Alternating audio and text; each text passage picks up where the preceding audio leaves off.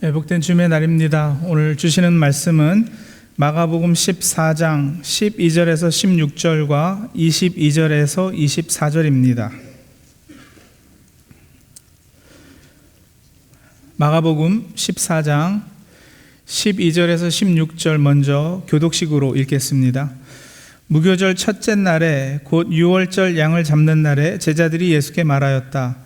우리가 가서 선생님께서 유월절 음식을 드시게 준비하려 하는데 어디에다 하기를 바라십니까? 예수께서 제자 두 사람을 보내시며 말씀하셨다. 성 안으로 들어가라. 그러면 물동이를 메고 오는 사람을 만날 것이니 그를 따라가라.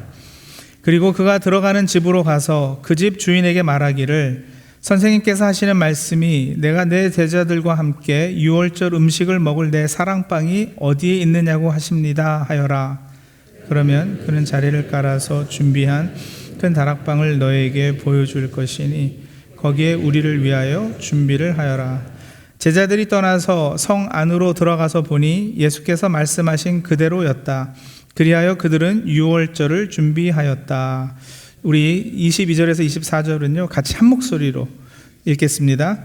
그들이 먹고 있을 때에 예수께서 빵을 들어서 축복하신 다음에 떼어서 그들에게 주시고 말씀하셨다.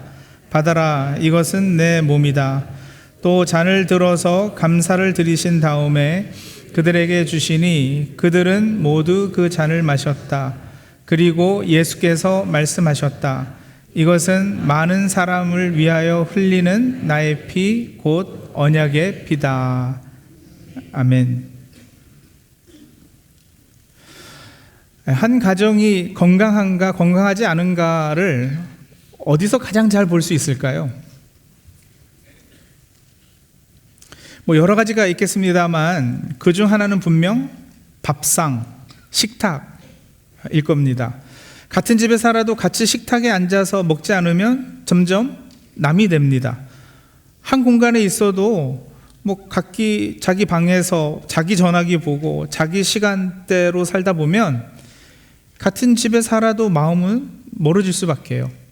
반대로 꼭 길고 거창한 식사가 아니어도 식구가 한 상에 둘러앉아서 얼굴을 맞아보고 밥을 먹는 시간은 참 중요한 것이 거기서 사람이 자라거든요. 거기서 우리 아이들 말투를 배우고요. 부모님 따라서. 거기서 기다림을 배우고 서로의 마음을 읽는 법을 배우고 거기서 인성과 성품이 자라는 겁니다. 그래서 옛날 어른들은 밥상머리 교육이라는 말을 했습니다. 밥상에서 찬물도 위아래가 있다며 장유유서를 가르치고 가족 간의 유대감이 강화되고 아이의 정서적 안정과 사회성이 발달하였던 겁니다.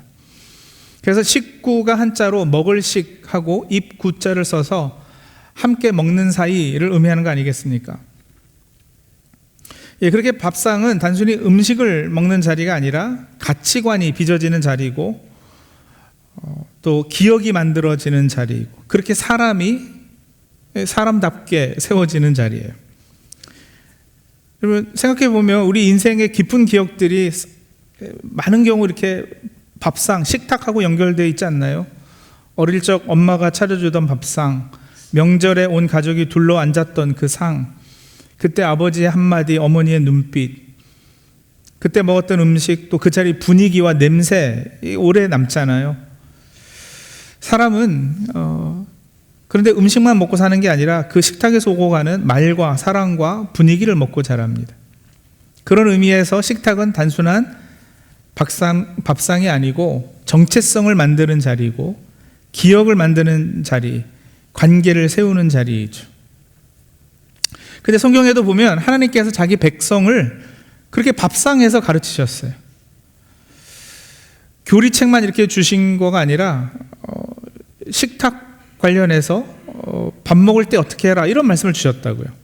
특히 출애굽기 12장에 보면 구원을 몸으로 배우는 상을 주셨는데 그 대표적인 것이 유월절 식탁이죠. 지금도 유대인들은 그 유월절 밤이 되면 온 가족이 함께 모여서 세이더라는 그 예식을 행합니다. 세이더라는 말은 순서라는 뜻인데 그러니까 유월절 식사는 그저 한 끼 밥이 아니라 정해진 순서를 따라 구원의 이야기를 되새기고 다음 세대에게, 자녀 세대에게 그걸 가르치는 예식이었던 겁니다.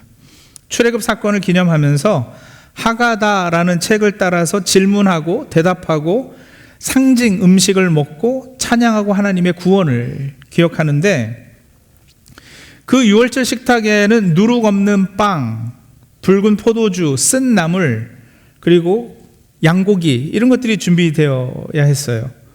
주로 집안의 가장이 그 예식의 사회를 보는데 빵과 4개 이렇게 잔을 두고 대략의 예식 순서가 이렇습니다. 첫째 잔은 헌신의 잔으로 부르고 사회자가 먼저 마시고 이렇게 식구들에게 차례로 돌려요.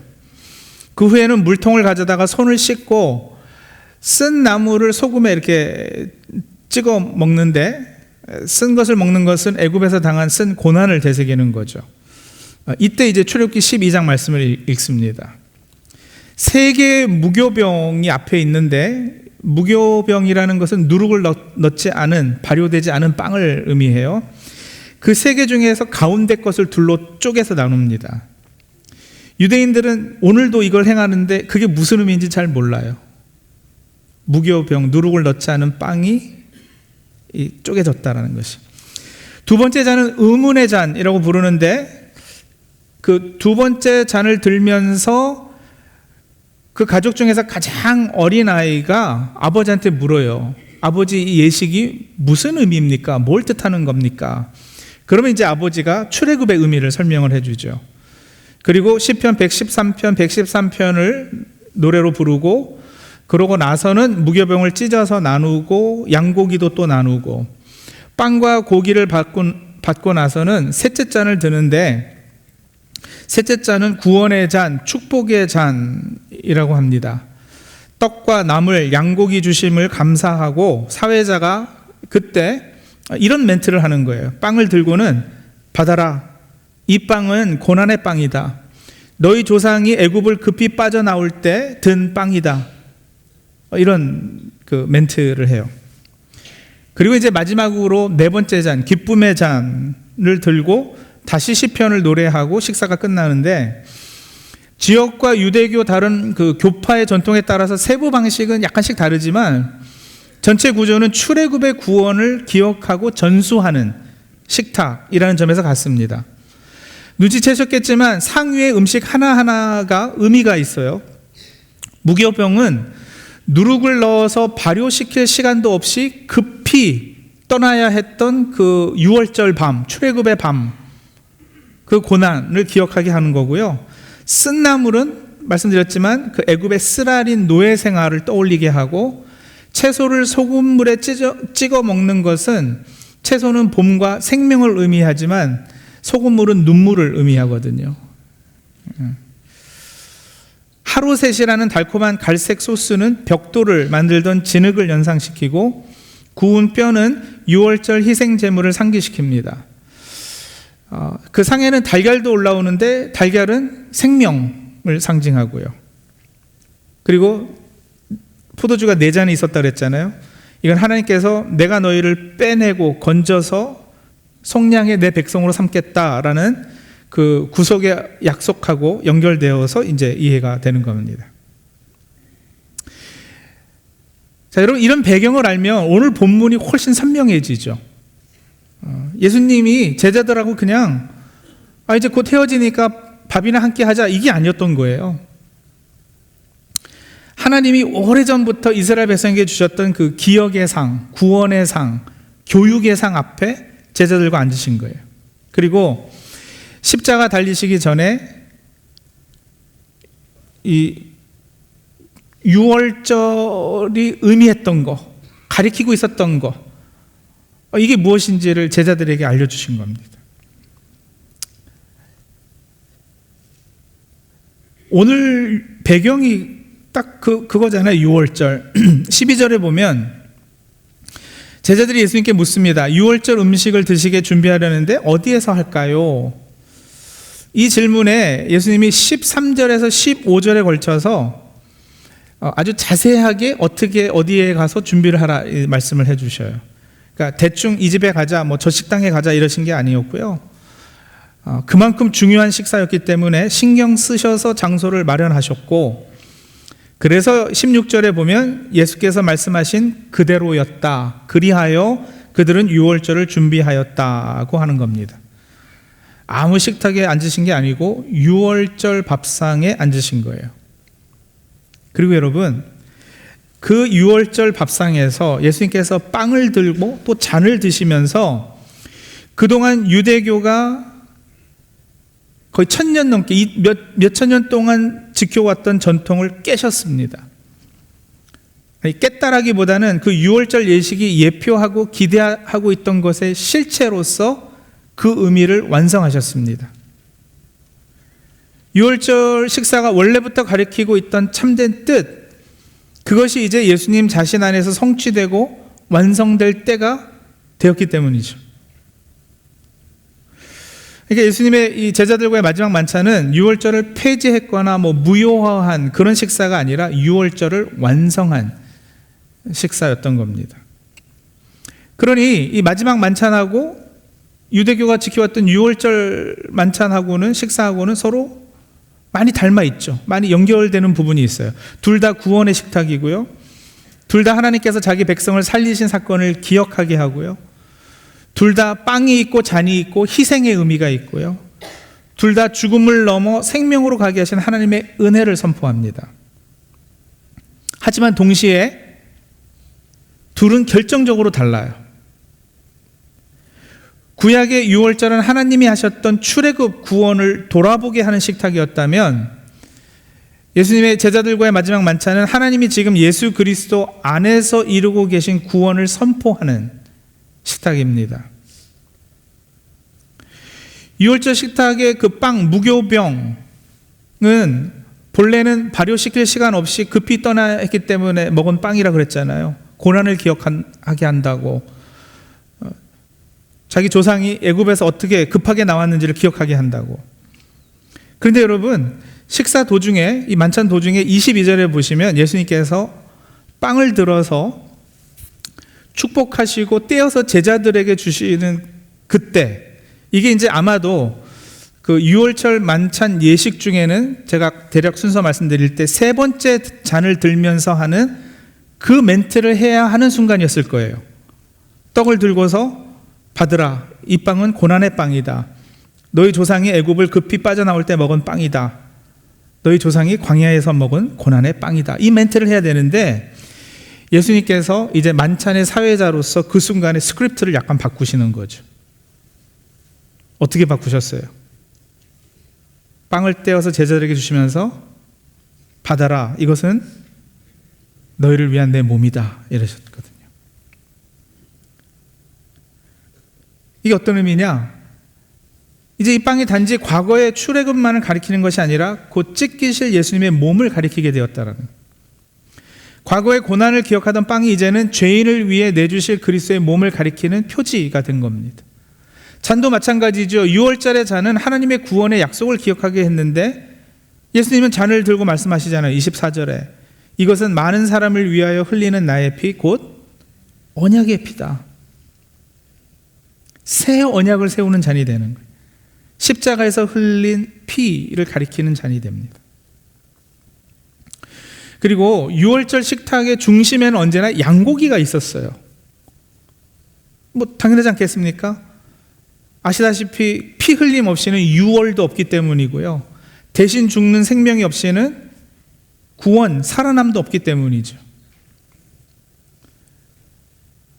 바로 여기서 이제 마지막 만찬이 유월절의 완성으로 드러나는데, 복음서가 그 식탁 위에 모든 메뉴를 자세히 설명하지는 않지만, 그래서 우리가 본문이 말하지 않는 것을 너무 강하게 단정할 필요는 없지만, 학자 중에는 어떤 분들도 계시느냐면 그날 그 예수님과 제자들과의 만찬에 양고기가 없었다, 이렇게 얘기를 해요. 잘 몰라 있었는지 없었는지는. 근데 성경에는 안 써 있고 그렇게 주장한 학자들이 있다고요. 뭘 얘기하고 싶어서 그럴까요?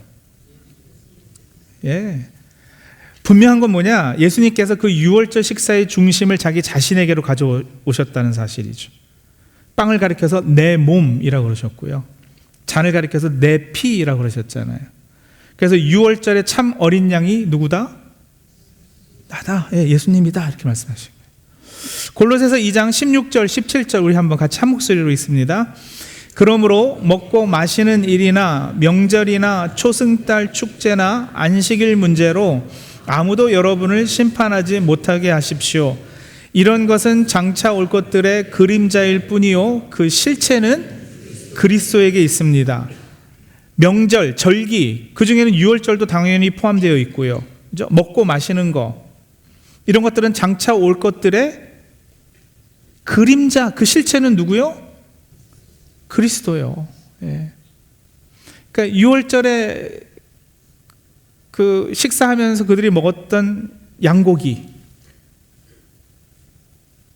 이것은 십자가에 달려서 그 몸이 찢겨서 우리를 먹일 예수님의 몸을 가리켰던 거죠. 이렇게 제자들과 마지막 만찬은 유월절의 참 뜻을 드러내는 식사였어요.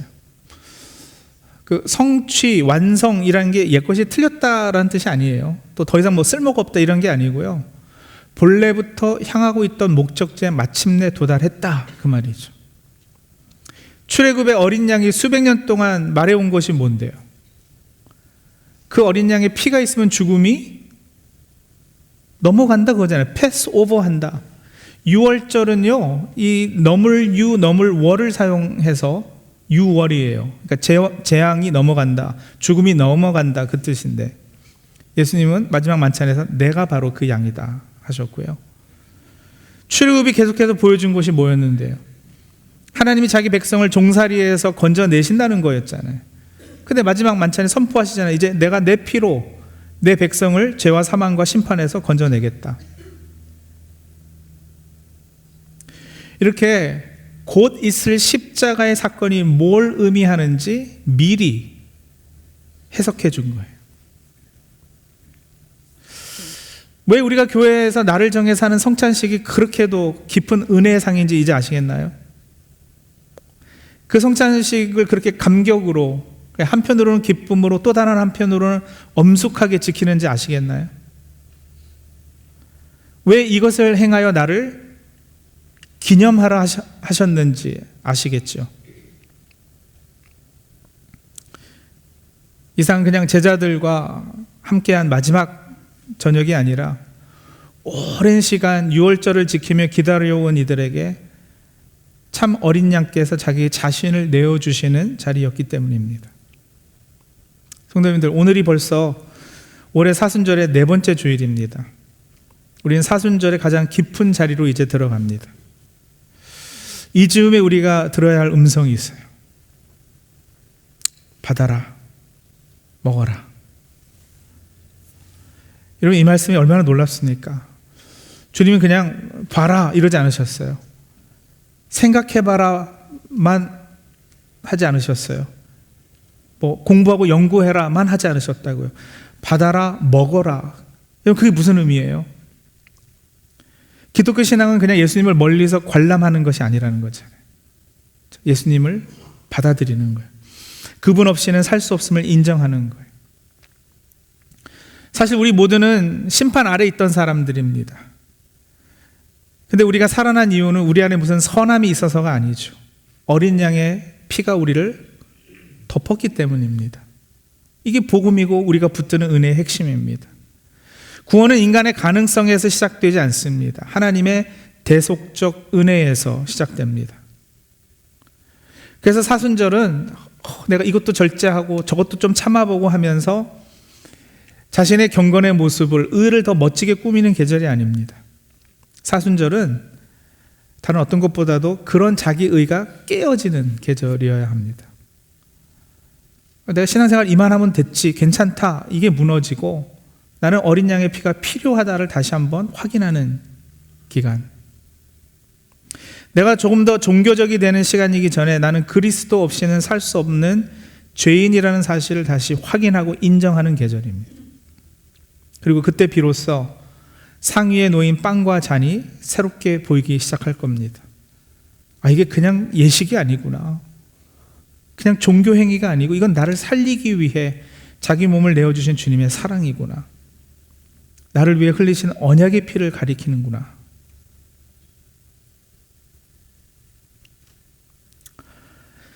식탁은 사람의 어떠함을 드러냅니다. 가정에서의 식탁도 그렇고 하나님 나라의 식탁도 그래요. 주님의 상 앞에 앉게 되면 내가 누구인지 드러나죠. 내가 얼마나 연약한지, 얼마나 죄인인지, 얼마나 은혜 없이는 살 수 없는지.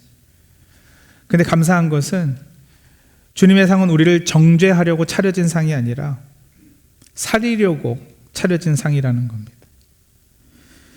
우리가 잘나서 이렇게 초대해 주신 게 아니고, 아니, 귀빈으로 초대해 주신 건 맞아요. 하지만 굶주렸기 때문에 초대해 주셨습니다.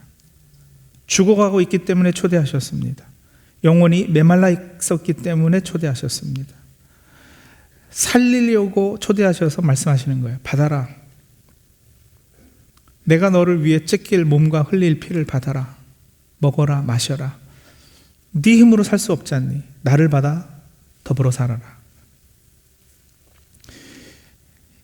이게 제자들과의 만찬이었습니다. 이 만찬이 거의 끝날 무렵에 예수님께서 약간 수수께끼 같은 말씀을 남기시는데, 우리가 24절까지 읽었잖아요. 25절 말씀 이렇게 하셔요. 이제부터 내가 하나님 나라에서 새 것을 마실 그날까지 나는 포도나무 열매로 빚은 것을 다시는 마시지 않을 것이다. 6월절 만찬 순서에 의하면 세 번째 잔 마시면서 그 빵 멘트 하시고 음식물이 상징하는 바 설명하고 또 양고기 뭐 이건 이제 다 먹고 나서 마지막 잔, 네 번째 잔, 기쁨의 잔을 들어야 되잖아요. 그런데 분명 그 순간이었을 거예요. 이 네 번째 들어야 되는 그 순간에 예수님께서 뭐라 그러시느냐? 하나님의 나라에서 새 것으로 마실 때까지 안 마시겠다 이러시는 거예요. 그러니까 그날 저녁 만찬 때 예수님은 제자들과 네 번째 잔을 들지 않으셨어요. 언제 드시려고요? 십자가의 구속 사역을 다 마치고 모든 것을 성취하신 후에 기쁨의 잔을 드시겠다라는 거예요. 성도님들, 그날이 기다려지지 않으세요? 이 네 번째 잔은 영원한 그 나라에서 주님께서 저희와 함께 드실 거예요. 그러니 이 상에는 또 무엇이 있느냐? 기다림이 있는 거죠. 아직 남은 것이 있어요. 예수님의 약속은 완성될 하나님 나라의 잔치를 바라보게 합니다. 그래서 우리의 삶이 아직 완성되지 않아도, 신앙도 부족한 부분들이 여전히 있잖아요. 우리 회개도 기도도 사랑도 다 부족해요. 근데 주님은 아직 끝났다 그러시지 않으셔요. 남은 잔이 있다. 완성될 상이 있다. 아직 하나님 나라에서 주님과 함께 마실 새 잔이 있다. 이렇게 말씀하시는 거예요. 그러니까 우리를 포기하지 않으시고 여전히 빚어가시겠다 라는 하나님의 작정이신 거죠. 그래서 여러분, 사순절은 어두운 계절만이 아닌 거예요. 회개하되 절망하지 않습니다. 눈물 흘리되 무너지지 않습니다. 십자가를 바라보되 끝으로 보지 않습니다. 왜냐하면 십자가는 끝이 아니라 새로운 살 길이 열린 시작이기 때문이죠. 고난은 잔치로 가는 문턱입니다. 찢기신 몸과 흘리신 피를 지나 마침내 완성된 하나님 나라의 상이 기다리고 있기 때문에. 그래서 성도의 경건은 얼굴을 어둡게 하는 경건이 아니고요, 십자가를 통과해 부활과 하나님 나라를 바라보는 경건이어야 합니다. 자, 그런 상을 베풀어 주셨는데 그렇다면 우리는 어떻게 반응해야 될까요? 질문해야죠. 뭘요? 나는 뭐 먹고 사는 사람인가? 이거요. 뭐가 나를 만들어가고 빚어가고 형성하고 있는가? You are what you eat 이라는 표현이 있다고 그랬잖아요. 그렇죠? 빵, 예수님의 찢기신 살을 먹으면 내 살이 오르고 그 피를 마셔서 내 혈관에 예수님의 피가 흐르면, 여러분, 그것보다 더 가까울 수는 없어요. 그것보다 더 친할 수는 없어요. 제가 옷을 입고 있어도 이 옷이 내 몸에 딱 맞아서 나와 하나 같다 이렇게 생각이 돼도 큰 무리는 아니겠습니다만 결국은 이 옷은 제 몸의 일부는 아니잖아요. 집에 가서 벗어버리고 다른 옷 입으면 그만이에요. 제가 차고 있는 시계도 그렇고 타고 다니는 자동차도 마찬가지예요. 제 거지만 팔아버리면 다른 사람의 것이 되고 말아요. 근데 먹는 것은 먹어서 소화가 돼서 내 몸과 내 피가 되면 그거는 뭐 뱉으라고 해도 다시 뱉을 수도 없고 끄집어내라 해도 뭐 몸의 일부분을 잘라내기 전에는 어떻게 다시 물을 수 없는 거 아니겠습니까? 주님의 몸과 피를 먹고 마신다는 건 바로 그런 의미죠. 예수님의 고난과 죽으심에 우리가 동참하고 예수님이 베풀어 주신 성만찬에 참여한다는 것, 우리가 그렇게 밀접하게 주님과 어디서부터가 나고 어디서부터가 주님인지 가릴 수 없을 정도로 하나 된다는, 연합된다는 뜻이에요. 뭘 먹고 사느냐가 그만큼 중요하단 말이에요, 여러분. 먹는 게 곧 나니까. 그런데 세상은 끊임없이 다른 상으로 우리를 초대해요. 어떤 상이요? 성공의 상, 비교의 상, 소비의 상, 쾌락의 상, 분노의 상, 자기 중심의 상. 거기 오래 앉아서 그걸 먹다 보면 그 음식의 성질을 우리가 닮아갈 수밖에요. 탐욕을 먹으면 탐욕스러워지고, 분노를 먹으면 말이 거칠어지고, 비교를 먹으면 마음이 피폐해지고, 자기 연민을 먹으면 사람이 점점 어두워지고. 그러나 주님의 상은 다릅니다.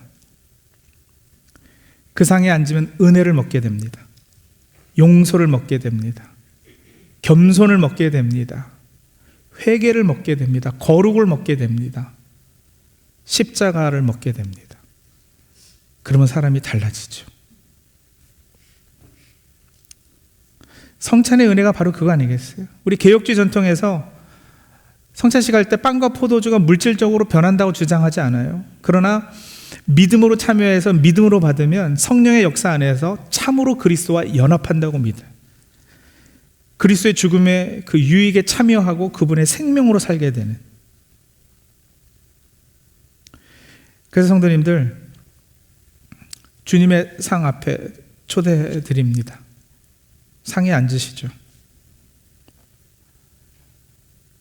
성찬식만을 얘기하는 게 아니고요, 우리가 대하는 매일의 밥상이 그런 의미가 된다란 말이에요. 그래도 기독교인이니까 식기도 하시지 않으시겠어요? 식기도 할 때마다 그래서 이런 기도 하셔야 돼요. 주님, 제가 다른 음식으로 너무 오래 살았습니다. 제 영혼이 세상의 식탁에 너무 오래 앉아 있었습니다. 이제 다시 주님으로 배부르게 하옵소서. 제 입맛이 세상에 너무 길들여져 있는데 이제는 주님의 은혜를 새롭게 맛보게 해 주옵소서. 그 상은 우리의 영혼을 새롭게 할 것이고 우리의 정체성을 다시 세워줄 것입니다. 함석헌 선생님이 그런 말씀하셨어요. 예수는 말을 입으로 한 것이 아니요 몸으로 했다. 그래서 자기 말을 내 살을 먹고 내 피를 마셔라 했다.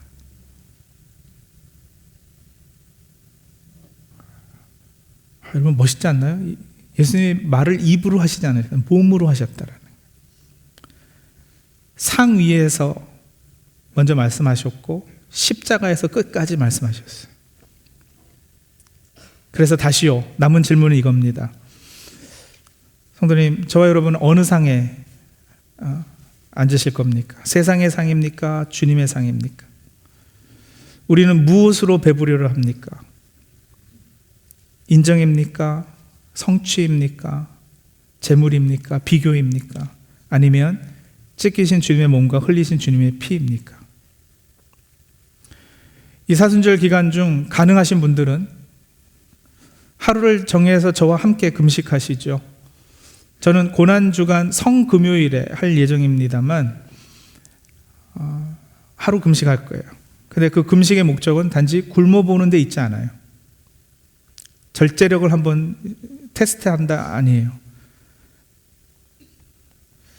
금식을 통해 참된 양식이 누구이신가, 우리가 무엇을 먹고 살아야 참 생명을 누리는가를 다시 확인하자라는 거예요. 하루쯤 금식해보면 배고픔이 생각보다 이제 훨씬 크게 밀려올 건데요, 허기가 올라오고 마음이 예민해지고 자꾸만 무언가를 찾게 될 거고요. 그때 기억하는 거죠. 이 배고픔은 육신의 고품만이 아니라 영혼의 갈급함일 수도 있겠다. 주님 없이는 살 수 있다고, 없어도 살 수 있다고 착각하며 버텨왔던 우리 속사람의 깊은 굶주림일 수 있다. 그리고 그런 굶주림이, 배고픔이 느껴지시거든 주님 앞 베푸신 상 앞으로 나오시는 거예요. 세상의 음식은 잠시 우리를 달래줄 수 있어도 결코 우리를 살리지 못합니다. 세상의 상은 우리를 흥분시킬 수는 있어도 결코 우리를 새롭게 하지는 못합니다. 그러나 주님의 상은 다릅니다. 그 상은 죽어가는 영혼을 살리고 메마른 마음을 적시고 길 잃은 인생을 다시 하나님께로 돌이킵니다. 어린 양의 피가 아닌 우리는 살 수 없습니다. 그 피 때문에 오늘도 우리가 살아 있습니다. 그리고 언젠가 하나님 나라의 완성된 상에서 주님과 함께 새 곳으로 마실 그날이 올 것입니다. 사랑하는 성도 여러분, 그날을 바라보며 오늘도 이 땅에서 주님의 몸으로 살고 주님의 피로 살고 주님의 은혜로 살아가는 저와 여러분이 다 되시기를 주님의 이름으로 축원합니다. 기도하겠습니다.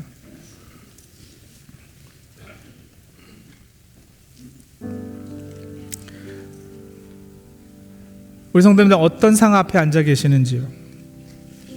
무엇을 먹고 살고 계십니까? 내가 먹는 그것이 곧 나예요.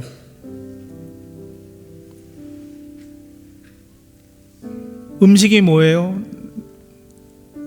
나를 움직이는 에너지 자원이잖아요. 뭐가 나를 움직이게 합니까?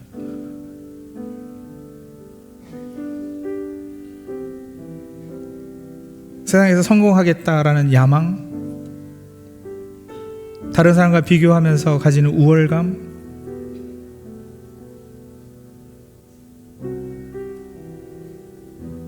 혹은 상당히 부정적이지만 어떤 분은 염려, 분노, 그런 걸 에너지 삼아서 하루하루를 살아가는 분들도 계셔요.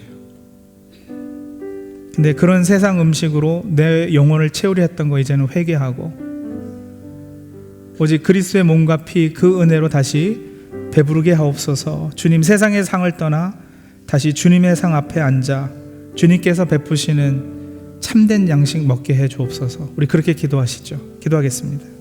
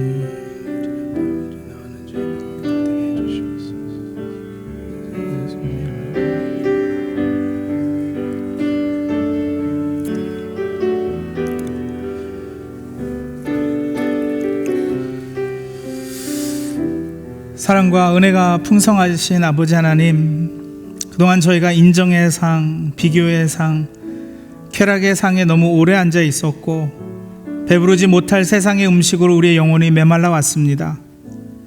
그런 우리를 거룩한 식탁으로 초청해 주시고 받아라 말씀하시니 주님, 그 말씀 앞에 우리가 다시 무릎 꿇습니다. 찢기신 몸을 받겠습니다. 흘리신 피를 받겠습니다. 이 빵과 잔이 가리키는 십자가의 사랑을 다시 우리 가슴에 새기겠습니다. 이 사순절 우리 의가 깨지고 나는 어린 양의 피가 없이는 살 수 없는 죄인임을 다시 배우게 하여 주시옵소서. 그리고 그 깨어짐 속에서 부활의 소망을 붙드는 저희 모두 되게 도와주시옵소서. 예수님의 이름으로 기도합니다. 아멘.